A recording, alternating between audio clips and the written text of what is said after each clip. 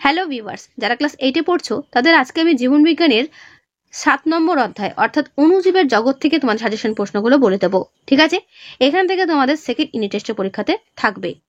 তো দেখো কি কি করতে হবে অণুজীবের জগৎ থেকে। প্রথম প্রশ্ন, আদ্য প্রাণীর দেহে কোষের সংখ্যা কটি? উত্তর 1টি। ছত্রাকের দেহে সরু সুতোর মতো অংশকে কি বলে? বলে হাইফি। ফ্লাজেলা ও ক্ষণপদ দেখা যায় কোন জীবগোষ্ঠীতে? প্রোটিস্টা।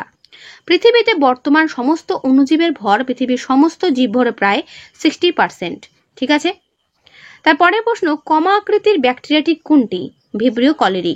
ফ্লাজেলা যুক্ত সবজীব প্রাণী হলো ইউগ্লিনা। হাইফি বিহীন জীবটি হলো ইস্ট।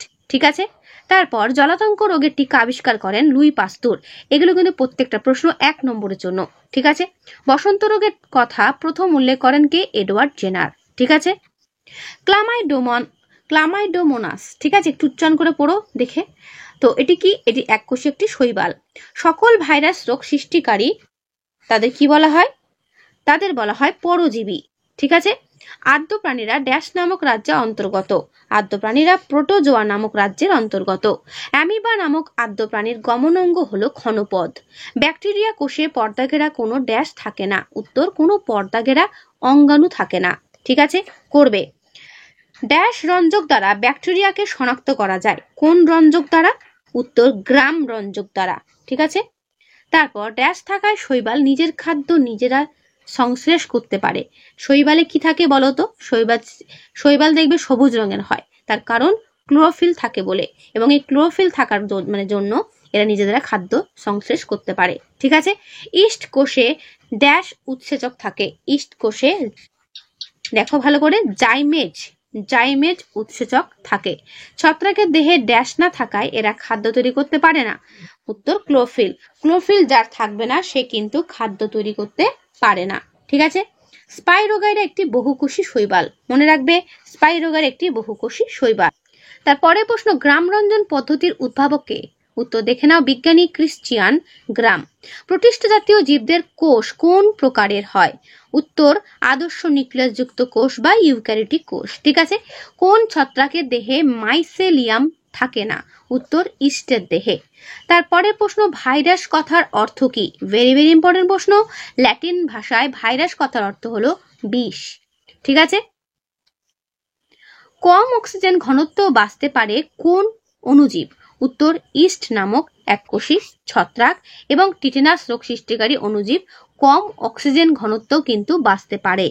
তারপরে প্রশ্ন, ভলবক্সের কোষগুলো কি রকম হয়? করবে। ক্লোরোপ্লাস্ট বিহীন অণুজীবের নাম কি কি? ছত্রাক, প্রোটোজোয়া, ব্যাকটেরিয়া। তারপর আদ্য প্রাণীর গমন অঙ্গের নাম কি কি? দেখে নাও, সিলিয়া, ফ্লাজেলা ও ক্ষণপদ হচ্ছে আদ্য প্রাণীর গমন অঙ্গ। এক্ষেত্রে ঘুরিয়ে একটা প্রশ্ন আসতে পারে, আমিবার গমন অঙ্গের নাম কি? সেক্ষেত্রে তোমরা লিখবে ক্ষণপদ। ঠিক আছে, ভাইরাস দেহের বাইরের আবরণটি কি নিয়ে গঠিত? উত্তর, প্রোটিন নিয়ে গঠিত। ঠিক আছে, তাহলে ভাইরাসের দেহের আবরণটি প্রোটিন দ্বারা গঠিত। তারপরের প্রশ্ন, উই পোকার খাদ্যনালীতে কোন অণুজীব বাস করে? উত্তর, ট্রাইকোনিম্ব নামক আদ্য প্রাণী। ঠিক আছে, নামটা একটু কঠিন, দেখে উচ্চারণ করো। আর হ্যাঁ, তোমাদের বলে রাখি, তোমাদের সেকেন্ড ইউনিট টেস্ট পরীক্ষাটা কিন্তু এবার 50-এর মধ্যে হবে। সুতরাং বুঝতেই পারছো কতটা বেশি করে, কতটা ডিটেলসে তোমাদের পড়তে হবে। আগে হয়তো তোমাদের 30-এ পরীক্ষা হয়তো, এবার কিন্তু এখন 30 হবে না, মানে 30 হতো আর কি, এখন 30 হবে না, এখন হবে 50-এ। তো প্রত্যেকেই কিন্তু এখন থেকেই তৈরি হয়ে যাও। ঠিক আছে, কোন শৈবাল সিনোবিয়াম গঠন করবে?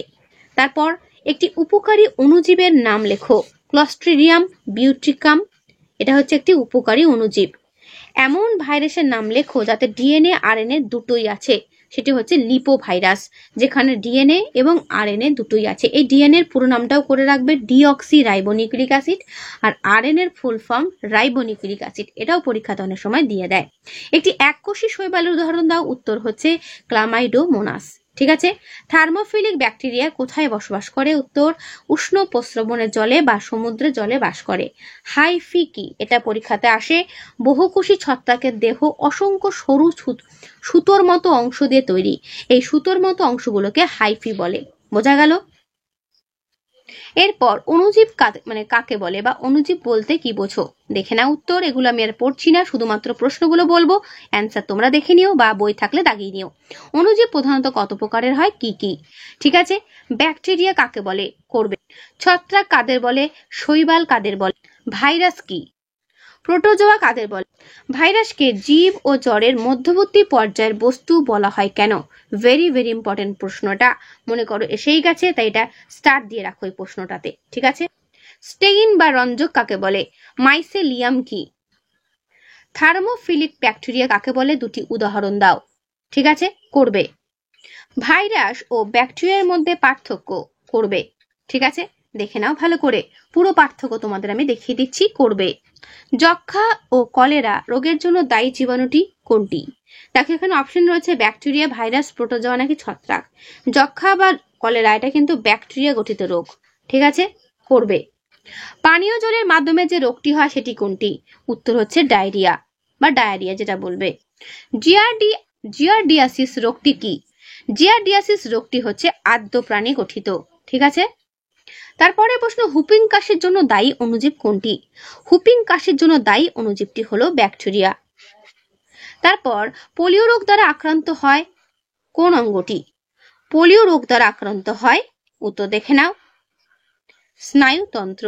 ঠিক আছে, পোলিও রোগ দ্বারা আক্রান্ত হয় কিন্তু স্নায়ুতন্ত্র। ওকে, করবে। একটি ভাইরাস গঠিত রোগের নাম, প্রত্যেকেই পারবে, অপশন থেকে নিজেরাও চেষ্টা করো, যারা পাচ্ছ কমেন্টে জানিয়ে দাও। দেখো ভাইরাস গঠিত রোগ এদের মধ্যে কোনটি? এইডস, ম্যালেরিয়া, ডায়রিয়া, আমাশয়। অবশ্যই অ্যান্সার হবে তোমাদের অপশন এ, এইডস, যার full form acquired immuno deficiency syndrome. ঠিক আছে। ইনফ্লুয়েঞ্জা কিন্তু একটি ভাইরাস গঠিত রোগ, মনে রাখবে। ইনফ্লুয়েঞ্জা একটি ভাইরাস গঠিত রোগ, অর্থাৎ যেটা জ্বর হয়, ঠিক আছে, সর্দি কাশি জ্বর যেটা হয় সেটাই কিন্তু ইনফ্লুয়েঞ্জা ভাইরাসের জন্যই হচ্ছে। শিম্বগোত্রীয় উদ্ভিদের মূলে ড্যাশ ব্যাকটেরিয়া অর্বুদ সৃষ্টি করে? উত্তর রাইজোবিয়াম।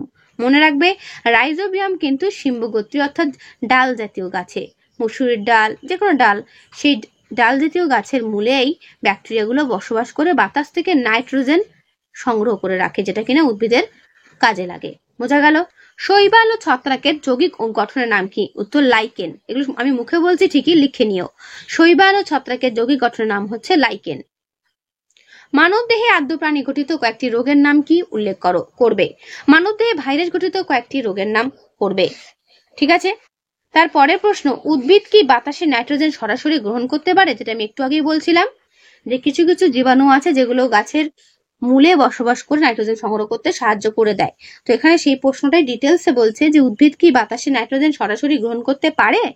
ভিরিয়ন বলতে কি বোঝো? মটর গাছ ও রাইজোবিয়াম নামক ব্যাকটেরিয়ার সহাবস্থানকে কি বলে? করবে। হিমোগ্লোবিন তৈরিতে সাহায্যকারী ভিটামিনটির নাম কি? করবে। তারপরের প্রশ্ন, এইডস রোগের জন্য দায়ী ভাইরাসের পুরো নাম, যেটা আমি একটু আগেই বললাম, হিউম্যান ইমিউনো ডিফিসিয়েন্সি সিনড্রোম বা ভাইরাস। ঠিক আছে। পোষক কি? করবে। পরজীবিতা কি? করবে। শিম্বি গোত্রীয় উদ্ভিদের মূলে কোন ব্যাকটেরিয়া থাকে? একটু আগেই বললাম। মানুষের দেহে প্রয়োজনীয় ভিটামিন বি12 সরবরাহ করে কোন ব্যাকটেরিয়া?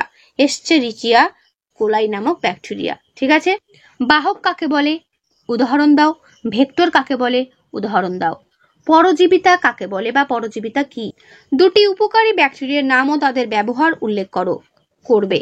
দেখে নাও পুরো উত্তর, আমি উত্তর পুরো দেখিয়ে দিচ্ছি, অ্যান্সার তোমরা দেখে নিও।